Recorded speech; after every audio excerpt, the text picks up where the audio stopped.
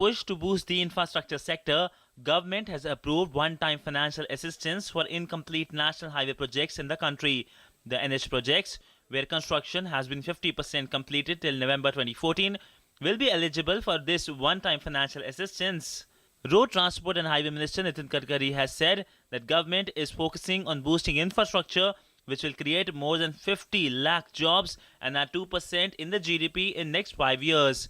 देश की इकोनॉमी में 2% जीडीपी को ऐड करना और 50 लाख लड़कों को युवाओं को रोजगार देना, ये दो टारगेट हमने 5 साल के लिए रखे हैं. The highway sector is struggling to roll out stuck projects worth 3.8 lakh crore rupees, but the developers in many cases are now shying away. There are nearly 70 projects that have got funding at escalated costs. After steel sector, road sector accounts for the second largest amount of bad loans for the banking sector.